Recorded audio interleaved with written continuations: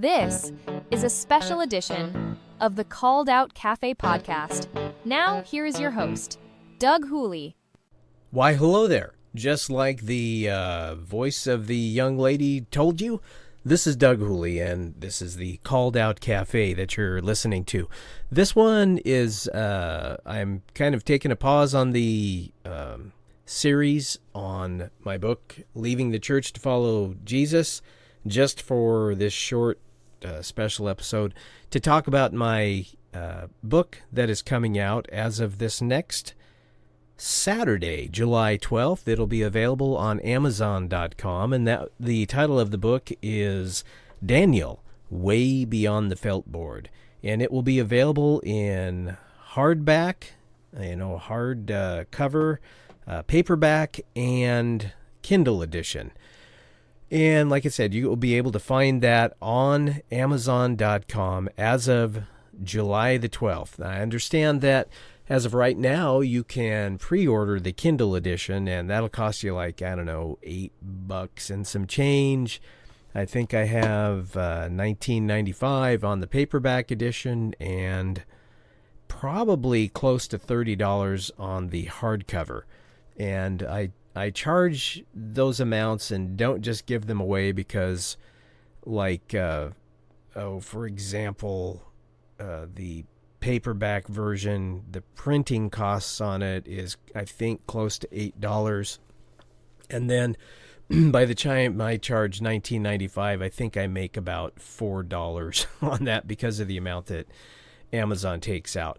And it takes quite a while to recover just the production costs because, I'm a guy that sells like 1 or 2 books a month. So anyway, that's all beside the point. But that book, the new book, Daniel, Way Beyond the Felt Board, it is encyclopedic-like because of the amount of... Well, let me put it this way. There's a lot of words in there. There's like over 500 pages of words in this book. But along with the words, there's much more. There are photographs. I think there's a couple. Yeah, there's a couple of photographs in there. There are illustrations and quite a few tables and a lot of diagrams. There's this one type of diagram that I do that I've got some great feedback on, where I pull imagery from, for example, the statue of Nebuchadnezzar's dream in chapter 2. And like there's this midsection that represents a bronze midsection. Well, that midsection is mentioned several times throughout the book of Daniel in different chapters in different ways. Like it's referred to as a 4-headed lion with 4 wings in another chapter, and then it's pictured as a charging goat with a single horn in another place, which becomes a 4-horned ram. And so anyway, I tie all of those things together graphically to show you, to try to make it easy of when you can, or how you can identify each of the ways that those things are symbolically mentioned in the rest of the book of Daniel. I wrote this book. You might wonder about the title, Way Beyond the Felt Board. That's because when you're a little kid going to Sunday school, if you've never went to Sunday school when you were a little kid, I've got to hearken back now 55, 60 years to when I was going to Sunday school. And I remember this lovely lady by the name of Mrs. Virginia Franz, Rufus's wife, who was another guy that I admired, but she was one of my Sunday school teachers, and she would use a felt board. You can still buy those and use them. And on it's like a blue felt board, you would take cutout figures of people and objects, and you would put them up on this felt board in order to tell a story. Now, typically, when you're 3 to 10 years old, the level of story you're going to get, Bible story, is going to be something along the lines of, now, Daniel and his friends, they were godly young men and very devoted to God, and they had a lot of faith, and they knew how to pray. And so because of all of that, when For example, Shadrach, Meshach, and Abednego were asked to bow down to a big statue. They didn't offend their own God, and one of the commandments, they could not do that. And so as a result, bad, evil King Nebuchadnezzar had them thrown into a fiery furnace. And what happened was that they were rescued by an angel. And, isn't that great? So if you're like Daniel, you too can be rescued from a fire by an angel.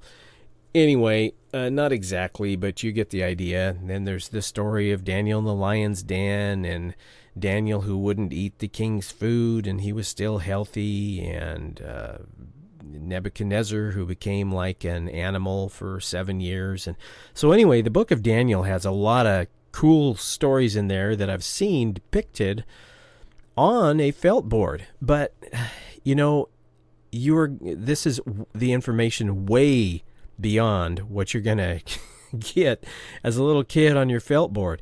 In fact, it is way beyond what you are going to get in a typical adult Sunday school class. And dare I say, way beyond what you're going to hear preached in a sermon on the book of Daniel on a Sunday morning.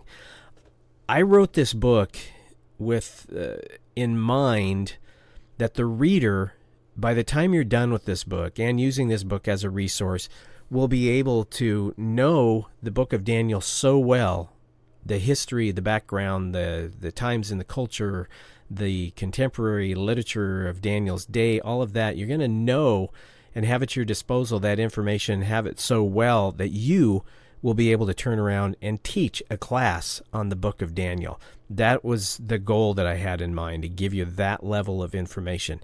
Now, having said that, if you've ever done any research, you know that a lot of your deeper books, your more academic works, are written for an academic audience. Well, I do not write that way.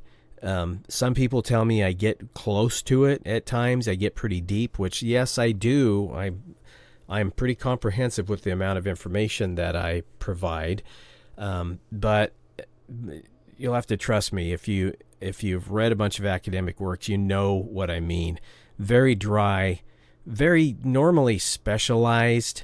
Like if you teach on Daniel, it's a really multidisciplinary thing that you've got to engage in.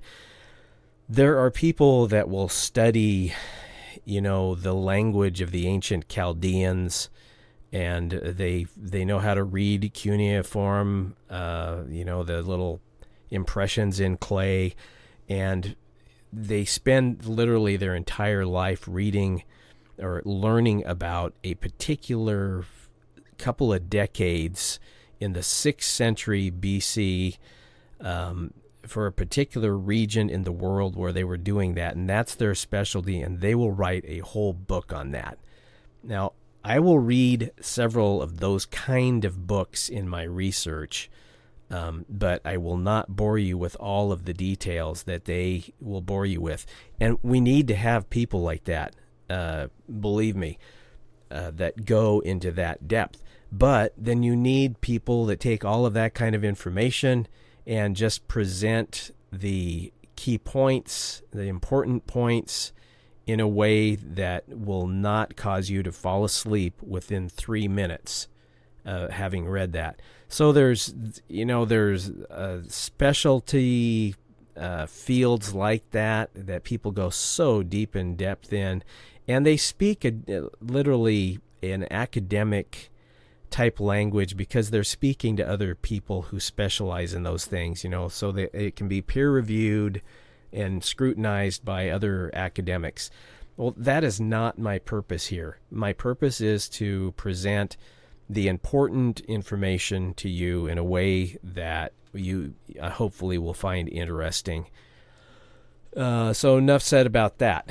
I got to tell you that when I write a book, if you glance at the bibliography, I think there's it's a 6-page one here, and I separated out from all of the ancient writings. I can't read cuneiform, the little impressions in clay. but I trust the academics who can read it and translate these ancient languages. And so I read, what a lot of cuneiform documents had to say.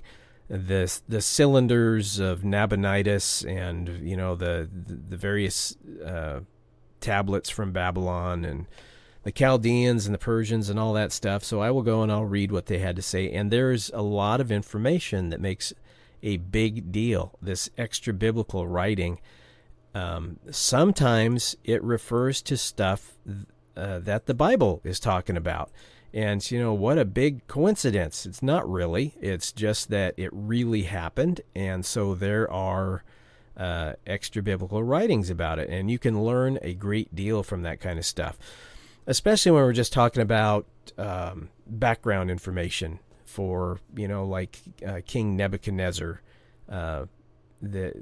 The amount of importance that was placed on religion in his culture, how he would have approached it being the emperor of Babylon. He was considered the high priest who was in charge of all of the gods, and, especially the high-ranking gods, which in Babylon proper was Marduk, who they also called Bel because he was Lord. He was the high lord of the gods, including like the moon god Sin and Ishtar and all of the others that, there's a ton of gods. So to know the importance of the religious culture can help you do a lot of interpreting while you are reading through the book of Daniel.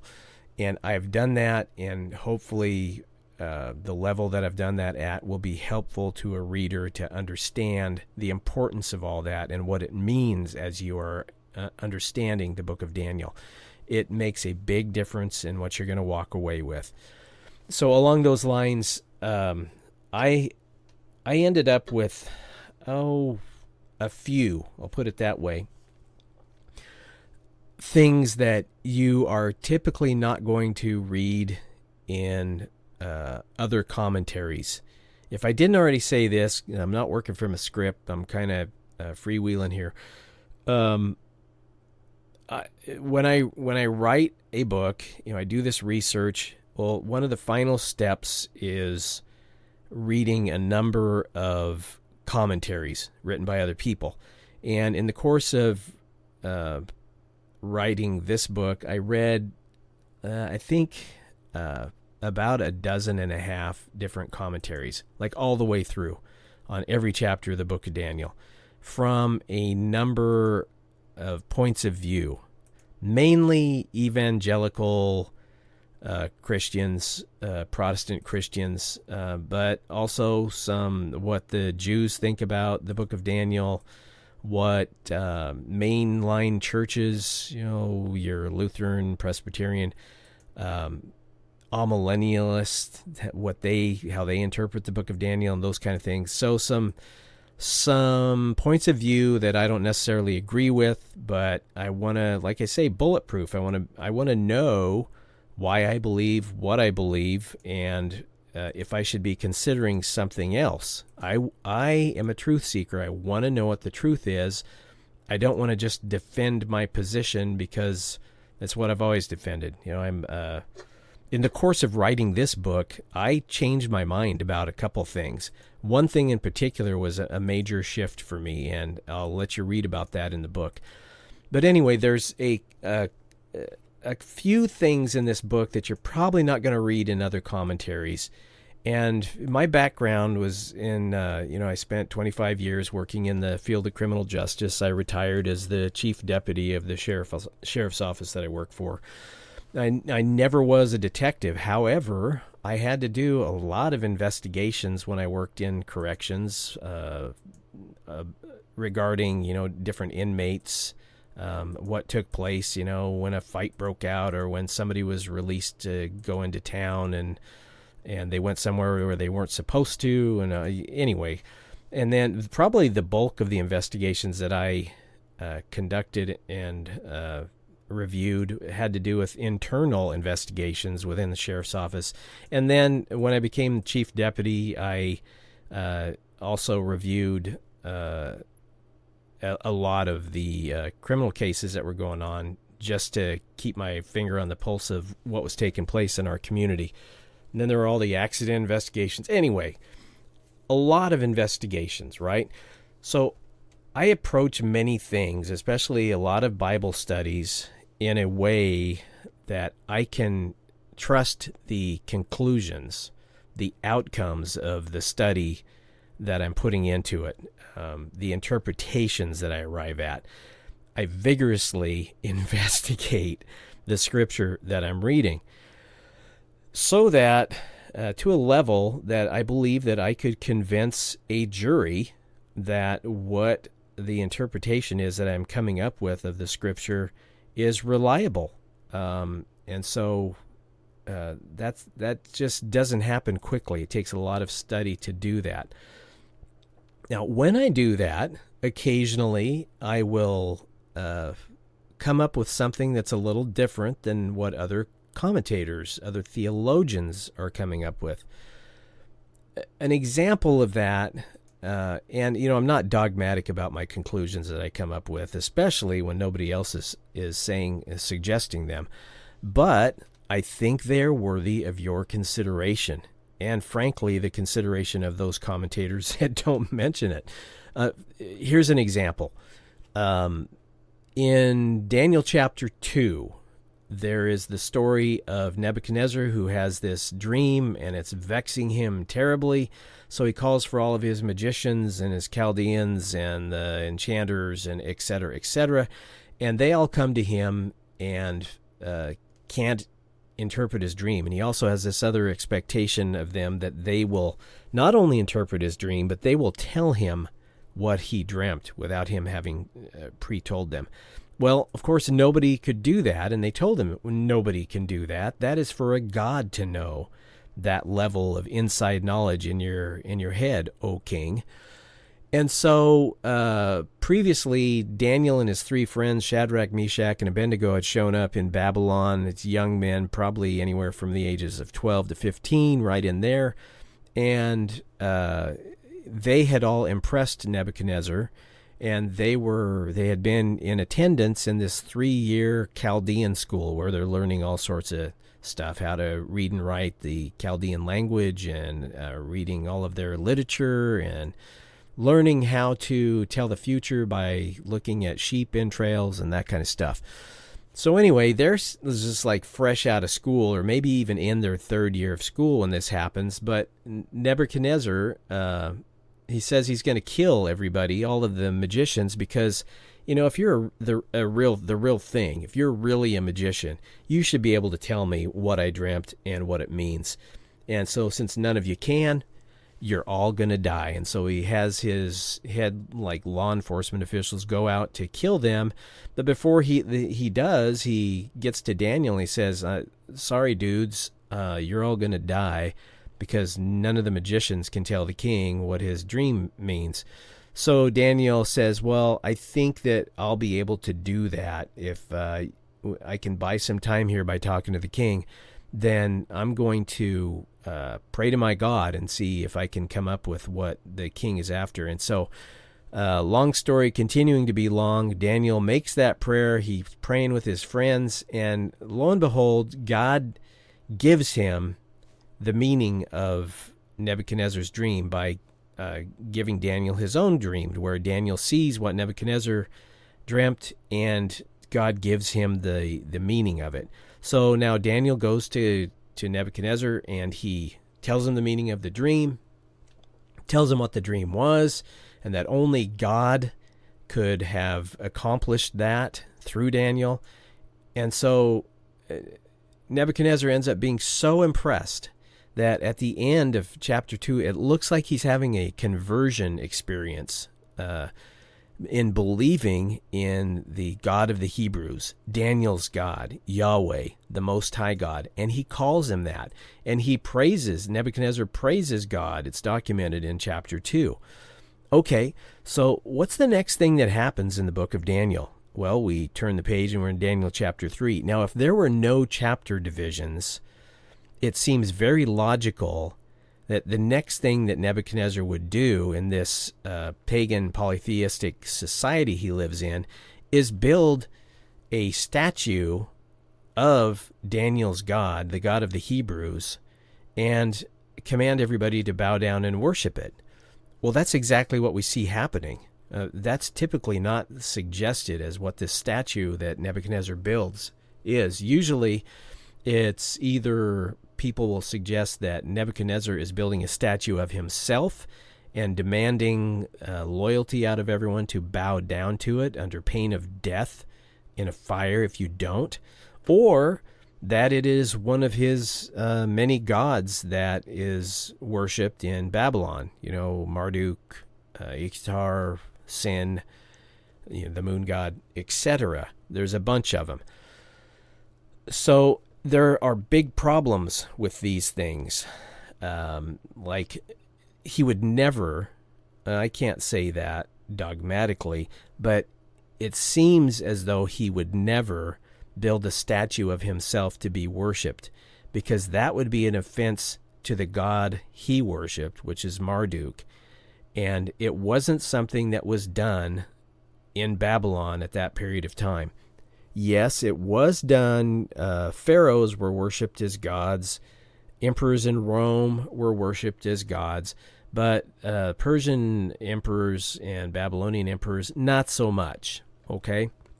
And it would have been an offense, and it would have really ticked off the holy people of his time, and he wouldn't have been into doing that. So it wasn't a statue of him. Why would he have built this statue outside of Babylon on the plains of Dura, which are probably a few miles southeast of Babylon? Is because each big city had their own patron god, like their big mascot. And in Babylon proper, it was Marduk. And he was the high god, and everybody worshipped him. And they all, because of this religious culture going on in their cities, in their whole land, in the empire, they were so religious that, like, everything, their society, their daily lives rotated around the worship of their gods. And so don't go bringing in another god into our city. You're going to risk offending that god, and then our crops won't grow and we won't have babies, etc., etc. So if you're a guy like Nebuchadnezzar and you want to put up a new statue to a new god, you're going to do it out in the country, out beyond the city limits, where you're not going to openly offend one of the established gods.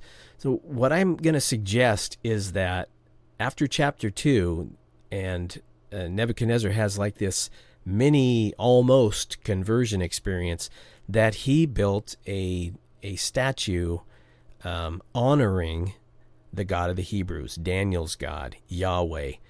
And so what kind of goes right along with that is you can understand that after he goes to this expense and effort to have this statue built out in the country and demand everybody go now pay honor to this God of Daniel, who I consider a most high God, and Shadrach, Meshach, and Abednego won't bow down to who he thinks is their own God. How confused and upset, ticked off that he would be, to the point where the penalty for not worshiping this God is to be thrown into the fiery furnace, which was not some like little thing that you would bake bread in. Some of these furnaces were huge. You know, you could 100 people would fit in them. There's a picture of one in the book. Anyway, ancient Babylon and Neo-Babylonia, during Nebuchadnezzar's time, he built this big city out of mud bricks. That took a bunch of huge kilns, industrial-sized kilns, to bake all of the bricks necessary. Well, that's where Shadrach, Meshach, and Abednego would have been thrown into. And then, of course, they were rescued by an angel. But anyway, that is a very plausible explanation as to what this statue represented. Probably actually Yahweh, who Nebuchadnezzar had no background in the Hebrews' laws. He didn't know it was a violation of one of the commandments to worship a graven image. He thought that he was probably doing the Hebrews a solid by building them this god in his land that they'd been in now for a few years. And so he had to be confused by all that. So anyway, that's one thing that I just have not read in any other commentaries. Another example of that is up ahead in chapter 9, verse 27 talks about the 70 weeks of Daniel. It's a pretty famous prophetic passage. If you've been around the church much and you've heard end times prophecy preached on, well, there's a lot of that in the book of Daniel. And there is a very standard few interpretations of these 70 weeks of Daniel. The classic dispensationalist evangelical point of view is that the last so-called week, which is actually a period of 7 years, is yet in our future, and that's the period of time that there will be a great tribulation during it, and Jesus' return will be, there's several different opinions as to what the timing of Jesus' return in regards to that last final 7-year period. But anyway, that's the dividing line between this age and the age to come, Jesus' millennial kingdom. And so this 70 weeks of Daniel is highly controversial amongst theologians, and I present some of the various arguments for it. But one of the big controversies is what kicks off the timing of when do these 70 weeks, which is actually 70 weeks of 7 years, 77, so it's like 490. I think that's what, it comes to that.